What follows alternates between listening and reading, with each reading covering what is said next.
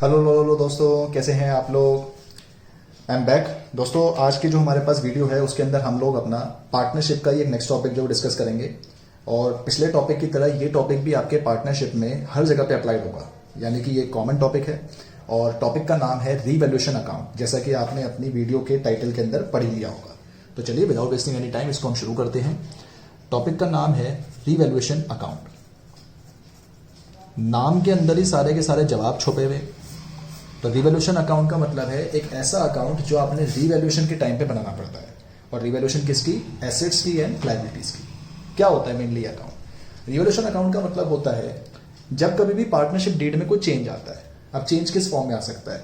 Change आ सकता है आपके चेंज इन पीएसआर के फॉर्म में, एडमिशन के फॉर्म में, रिटायरमेंट की फॉर्म में, डेथ की फॉर्म में। तो जब कभी भी ये चेंज आता है, इस चेंज के आने के टाइम पे हमारे जो एसेट लायबिलिटीज होते हैं वो रिवैल्यू होते हैं।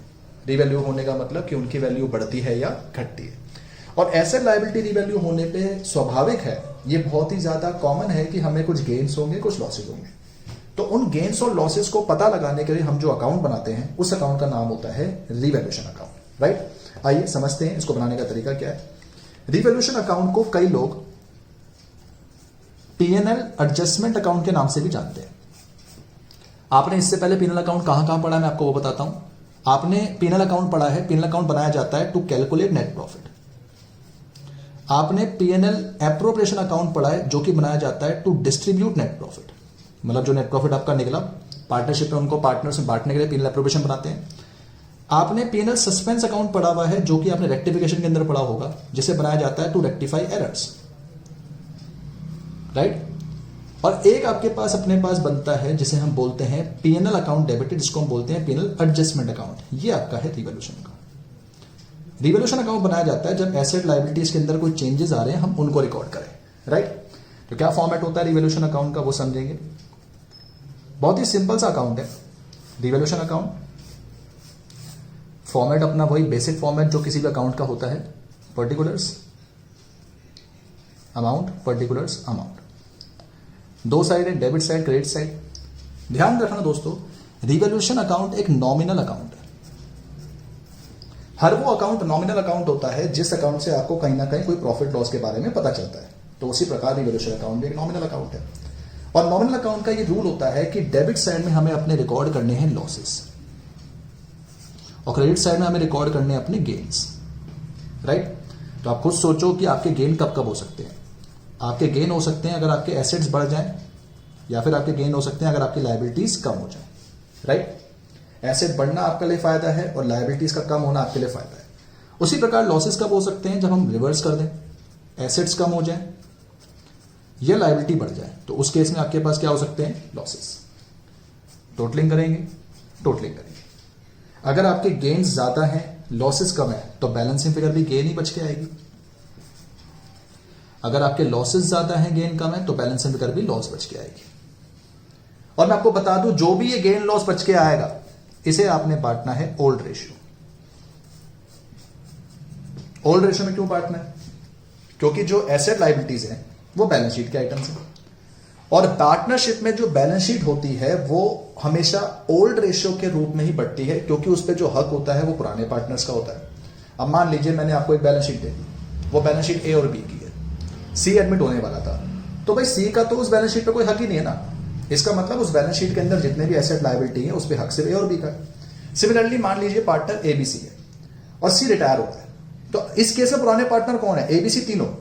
तो जो रिवैल्यूएशन का गेन या लॉस आएगा वो किस में बटेगा? ओल्ड रेशियो में। ओल्ड रेशियो में क्यों? क्योंकि ओल्ड रेशियो के बेसिस पे ही बैलेंस शीट के आधारित आइटम्स जो है वो बढ़ते हैं। राइट। अब मैं आपको समझाऊंगा कुछ एग्जांपल्स, और कुछ एग्जांपल के बेस पे हम ये समझेंगे कि रिवैल्यूएशन अकाउंट को बनाने का तरीका कैसे चलता है।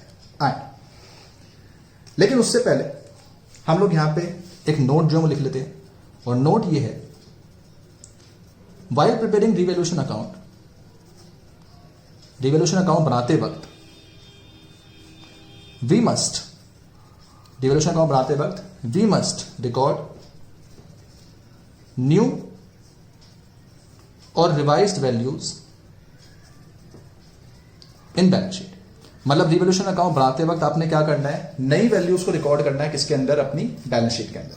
जैसे मान लीजिए मैंने आपसे कहा कि एक बिल्डिंग 1 लाख से 3 लाख की होगी, तो इसमें नई वैल्यू कौन सी है? 3 लाख। तो मैं बैलेंस शीट में 3 लाख को रिकॉर्ड करते हुए चलूंगा। और साथ ही साथ में अगर बिल्डिंग 1 लाख से 3 लाख की हो गई तो आपका फायदा कितने का हो रहा है? 2 लाख। उस 2 लाख के फायदे को मैं रिकॉर्ड करूंगा किस पे? Revaluation account. तो रिवैल्यूएशन अकाउंट के अंदर हम मेनली रिकॉर्ड करेंगे अपने गेन्स एंड लॉसेस को। रिवैल्यूएशन के अंदर गेन्स एंड लॉसेस, और बैलेंस शीट जो मेरी है उसके अंदर मैं रिकॉर्ड करते हुए चलूंगा अपनी न्यू वैल्यूज। न्यू वैल्यूज का मतलब मेरी कौन सी वैल्यूज? जो मेरी रिवैल्यूड होने के बाद वाली जो फिगर आई है वो वाली वैल्यूज, राइट। चलिए कुछ एग्जांपल हम लोग डिस्कस करते हैं, उसके बेस पे हम लोग इसको समझेंगे। आए चलिए दोस्तों, मैंने कुछ एग्जांपल्स जो पहले से ही डिजाइन कर रखे हैं, तो आइए उन एग्जांपल को समझेंगे। करने का तरीका क्या है देखिए। ये मेरे पास एक बैलेंस शीट जो वो दे रखी है, और बैलेंस शीट के लिए उन्होंने एक एक्सट्रैक्ट मुझे बना के दिया जिसमें लायबिलिटीज एसेट्स आपको दे रखी है। स्टॉक दे रखा है 1 लाख का, फर्नीचर 80,000, क्रेडिटर्स 10,000, राइट। कह रहा है ए और बी पार्टनर्स इक्वली हैं, सी एडमिट हुआ फॉर 1/4 शेयर। अब उन्होंने कुछ एडजस्टमेंट्स दिए हैं। इन एडजस्टमेंट्स के बेस पे बनता है रिवैल्यूएशन अकाउंट, राइट। तो पढ़ते हैं कैसे। स्टॉक रिवैल्यूड हुआ 1,20,000 पे। सोचे दोस्तों, स्टॉक हमारा 1 लाख का था, आज 1,20,000 का हो गया। इसका मतलब हमारे स्टॉक के अंदर गेन हो रहा है। कितने का गेन हो रहा है? 20,000, क्योंकि एसेट बढ़ना हमारे लिए फायदा है, राइट। अगला फर्नीचर डेप्रिशिएट हो रहा है 10% पे। तो फर्नीचर है कितने का? 80 पे 10% डेप्रिसिएशन लगा, यानी 8,000 में लॉस हो गया, क्योंकि फर्नीचर की वैल्यू मेरे पे जो क्या हो गई? कम हो गई, राइट।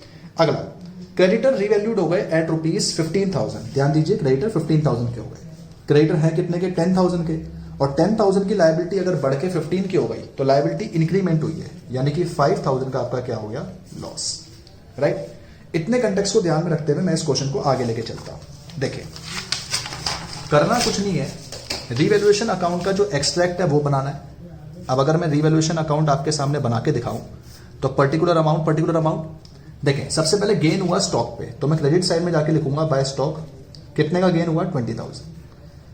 फर्नीचर पे लॉस हुआ 8,000, और क्रेडिटर्स पे लॉस हुआ 5,000, क्योंकि लायबिलिटी बढ़ना नुकसान है, एसेट कम होना नुकसान है, स्टॉक बढ़ गया वो फायदा है। आखिरी में टोटलिंग करेंगे। फायदा 20 का, नुकसान 13 का, यानी 60,000 जो बचा वो भी गेन है, बैलेंसिंग फिगर। और मैंने आपसे कहा था जो भी गेन आता है दोस्तों उसको हम बांटते हैं ओल्ड रेशियो में।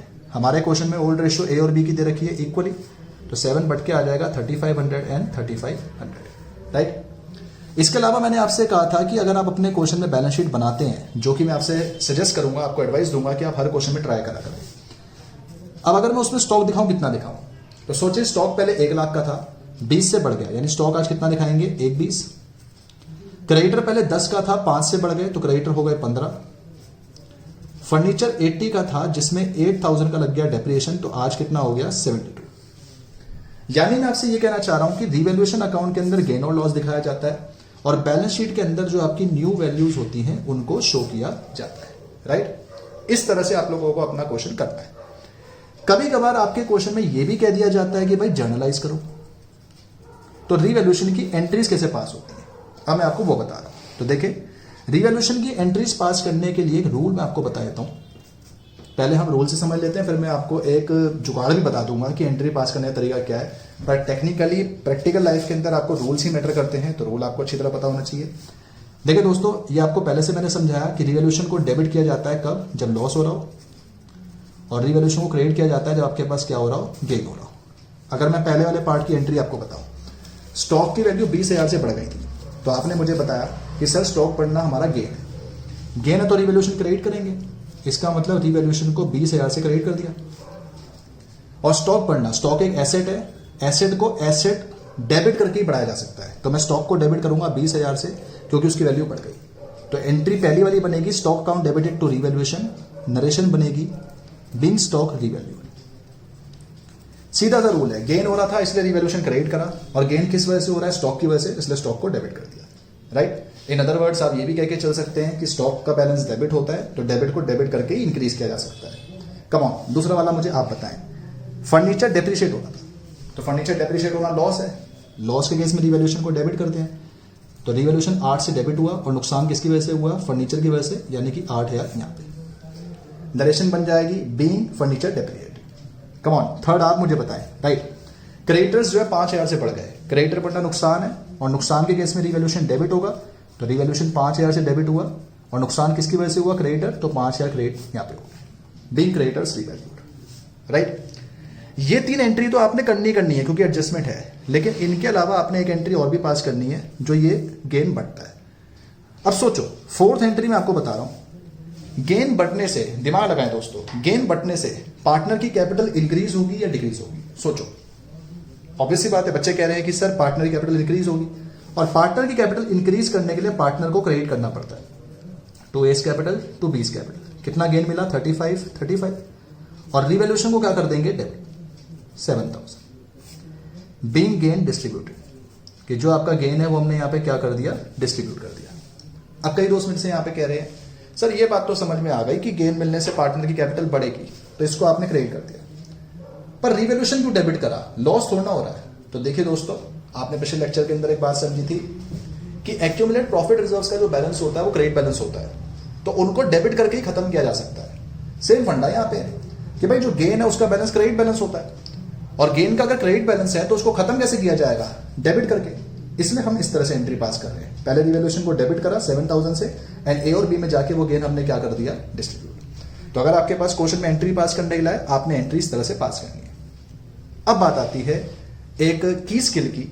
तो अगर मैं आपसे कहूं कि बच्चों आप अपनी एंट्री डायरेक्ट भी पास कर सकते हैं, तो कैसे, हर अकाउंट में एंट्री पास करने के लिए एंटी क्लॉकवाइज सिस्टम चलता है।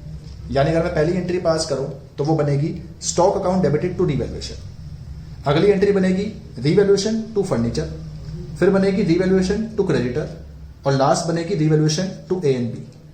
मतलब आप ये भी कर सकते हैं कि आप रफ में जाके अपना रिवैल्यूएशन अकाउंट बना लो, और रिवैल्यूएशन अकाउंट बनाने के बाद आप क्या कर सकते हैं कि अपनी नॉर्मल एंटी क्लॉकवाइज बेस पे एंट्री पास करें।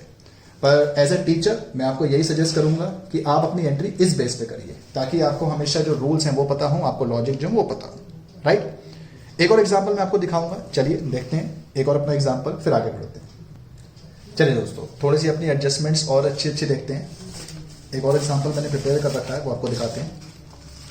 एग्जांपल है ये, ए एंड बी पार्टनर्स हैं 3:2 में, सी एडमिट हुआ 16 शेयर के लिए, और एसेट लायबिलिटी रिवैल्यूड हो रही है, राइट। तो मैं यहां पे क्वेश्चन को डायरेक्ट करूंगा, आप पिक्चराइज करते हुए चलना कि अगर रिवैल्यूएशन बनता तो एंट्री कैसे आती, क्लियर। कह रहा creditors, creditor return back, return back करने का मतलब होता है कम करना। सोचिए दोस्तों, क्रेडिटर्स को कम करना है, क्रेडिटर हमारी लायबिलिटी है, लायबिलिटी कम हो रही है तो हमारा गेन है, और गेन के केस में रिवैल्यूएशन होता है क्रेडिट। कितने से क्रेडिट होगा, 20,000, गेन हुआ किसकी वजह से, क्रेडिटर्स, तो एंट्री बनेगी creditor account debited to revaluation. और अगर आप रिवैल्यूएशन अकाउंट बनाते हैं तो उसमें आप क्रेडिटर्स को यहां डालते हैं क्योंकि ये आपका फायदा है, राइट, क्रेडिट साइड में। अगला, provision for doubtful debt create करना है 5,000। हर कोई जानता है कि प्रोविजन फॉर डाउटफुल डेट एक तरह का लॉस है, तो ये रिवैल्यूएशन में डेबिट साइड जाएगा। अगर नॉर्मल बताऊं तो एंट्री बनेगी रिवैल्यूएशन टू प्रोविजन, पर अगर आप लॉजिक से देखें तो एंट्री बनेगी, क्योंकि नुकसान हो रहा है तो रिवैल्यूएशन को डेबिट करना है 5,000 से, नुकसान किसकी वजह से हुआ, प्रोविजन की वजह से, तो प्रोविजन क्रिएट कर दिया, राइट। अगला, प्रोविजन फॉर रिपेयर को रिड्यूस करना है, रिड्यूस करना है, कह रहा है प्रोविजन कम करो, और प्रोविजन कम करना हमारा फायदा है, फायदा है तो रिवैल्यूएशन क्रेडिट होगा 6,000 से, और ऊपर नाम डाल देंगे प्रोविजन, क्योंकि प्रोविजन की वजह से फायदा हो रहा है, राइट। अगला, अनरिकॉर्डेड क्रेडिटर्स हैं 3,000 रुपीज के। सोचें दोस्तों, कुछ क्रेडिटर्स ऐसे हैं जो आपने रिकॉर्ड नहीं करे। अगर आपने क्रेडिटर्स अपने रिकॉर्ड नहीं करे तो इसका मतलब आपने लायबिलिटी कम रिकॉर्ड करी है। अब आपका फर्ज बनता है कि आप उस लायबिलिटी को बढ़ा के रिकॉर्ड करें, तो आपने लायबिलिटी बढ़ानी है, लायबिलिटी बढ़ाना आपके लिए लॉस है, तो एंट्री बनेगी रिवैल्यूएशन डेबिट 3,000 से टू क्रेडिटर्स 3,000, राइट। उसी तरह से अनरिकॉर्डेड इन्वेस्टमेंट, अब आपने एसेट रिकॉर्ड नहीं करा तो अब आप एसेट को रिकॉर्ड करोगे, और एसेट को रिकॉर्ड करने से एसेट आपके बढ़ेंगे, एसेट बढ़ना आपके लिए फायदा है, तो एंट्री बनेगी इन्वेस्टमेंट टू रिवैल्यूएशन, राइट। तो ध्यान रखिएगा कि अगर कोई अनरिकॉर्डेड लायबिलिटी होती है वो आपका नुकसान होता है, और अगर आपके अनरिकॉर्डेड एसेट्स होते हैं तो वो आपका फायदा होता है, राइट। आगे नेक्स्ट समझेंगे, अपने पास कह रहा है स्टॉक फाउंड ओवर वैल्यूड। ध्यान दीजिएगा, कह रहा है स्टॉक ओवर वैल्यूड है। ओवर वैल्यूड का मतलब ये नहीं होता कि हमें बढ़ाना है, ओवर वैल्यूड का मतलब ये होता है कि चीज बड़ी हुई है तो हमें क्या करनी होगी, कम करनी होगी। अब सोचिए कि अगर चीज 5,000 से बड़ी हुई है स्टॉक, तो हमें स्टॉक को 5,000 से कम करना है। एसेट कम करना मतलब नुकसान है, तो एंट्री बनेगी आपकी revaluation debited to stock, right, 5,000 से। उसी तरह से क्रेडिटर ओवर वैल्यूड है, अब लायबिलिटी ओवर वैल्यूड है, तो लायबिलिटी अगर ओवर वैल्यूड है तो लायबिलिटी को कम करना होगा, और लायबिलिटी कम करना हमारे लिए क्या हो गया, गेन। तो एंट्री बनेगी creditors to revaluation, because gain के टाइम पे हम रिवैल्यूएशन को क्या करते हैं, क्रेडिट करते हैं, राइट। इसी तरह से अब अगला देखिए, आप डिस्कस करें और मुझे सोच के बताएंगे, वीडियो पॉज भी कर सकते हैं आप, कि भाई स्टॉक अब की बार अंडर वैल्यूड है। स्टॉक एक एसेट है, एसेट अंडर वैल्यूड है। अंडर वैल्यूड का मतलब है कि कम है, तो कम है तो हमें क्या करना चाहिए, बढ़ा देना चाहिए। एसेट को बढ़ाना हमारे लिए फायदा है, तो एंट्री बन जाएगी, रिवैल्यूएशन करेंगे क्रेडिट 6000 से, और वो फायदा हो किसकी वजह से रहा है, स्टॉक की वजह से, तो एंट्री हो जाएगी stock account debited to revaluation. Next, creditor undervalued है 7000 से, अब क्रेडिटर अगर अंडर वैल्यूड है इसका मतलब लायबिलिटी कम है, और लायबिलिटी कम है तो हमें लायबिलिटी को क्या करना चाहिए, बढ़ाना चाहिए। लायबिलिटी बढ़ाना हमारा नुकसान है, लॉस है, तो लॉस है तो हमें एंट्री क्या पास करनी चाहिए, रिवैल्यूएशन डेबिट 7000 से टू क्रेडिटर्स 7000। इसी तरह से लास्ट, एक्सपेंसेस कैरिड फॉरवर्ड और अनएक्सपायर्ड एक्सपेंसेस। आप कोई भी खर्चा कैरिड फॉरवर्ड करते हो, उस खर्चे को हम नाम देते हैं अनएक्सपायर्ड एक्सपेंस। अगर आपने अनएक्सपायर्ड एक्सपेंस नहीं सुना तो इसका दूसरा नाम है प्रीपेड एक्सपेंस। प्रीपेड एक्सपेंसेस हमारे एसेट्स होते हैं, और ये हमारा एक तरह का फायदा ही होता है। रीजन, क्योंकि प्रीपेड एक्सपेंसेस से आपके जो पीएनएल अकाउंट में एक्सपेंस होते हैं हम वो माइनस करते थे, और पीएनएल में अगर एक्सपेंस आप माइनस करोगे तो उससे प्रॉफिट बढ़ जाएगा। इसका मतलब प्रीपेड एक्सपेंस आपका एक तरह का गेन है। तो एंट्री बनेगी, रिवैल्यूएशन करना होगा क्रेडिट, और ऊपर नाम डाल देंगे प्रीपेड एक्सपेंस, राइट। तो एंट्री बनेगी प्रीपेड एक्सपेंसेस टू रिवैल्यूएशन। इस तरह से दोस्तों आप क्या कर सकते हैं, अपनी जो एंट्री है आप वो पास करके चल सकते हैं। ये था अपना एग्जांपल नंबर 2। अब इन्हीं के बेस पे मैं आपको एक आध अपने जो एडवांस ट्रांजेक्शंस हैं वो भी बताऊंगा कि कैसे आप लोगों ने जो उसको टैकल करते हुए चलना है। But for the time being आपने सिर्फ इतनी बात ध्यान रखनी है कि रिवैल्यूएशन अकाउंट बनाते वक्त, जब भी आप लोग अपना रिवैल्यूएशन अकाउंट बना रहे हैं, आपने रिवैल्यूएशन के अंदर गेन और लॉस को शो करना है, और साथ में अपनी जो बैलेंस शीट है उसके अंदर आपने अपनी जो न्यू वैल्यूज होती हैं उनको रिकॉर्ड करना है, राइट। नेक्स्ट वीडियो के अंदर मैं आपको ये बताता हूं कि भाई इनकी अगर कुछ एडवांस ट्रांजेक्शन आ जाए, जैसे एक आध एडवांस ट्रांजेक्शन में आपको एग्जांपल दूं तो बैड डेट्स के बारे में, तो हम उनको यहां पे डिस्कस करते हुए चलेंगे, राइट। टिल देन आप रिवैल्यूएशन को अच्छी तरह रिवाइज करिए, उसके जो क्वेश्चंस हैं आप वो करके चल सकते हैं। मिलेंगे अपने नेक्स्ट वीडियो के अंदर, अपना ख्याल रखिए, मुस्कुराते रहिए, टेक केयर, बाय बाय।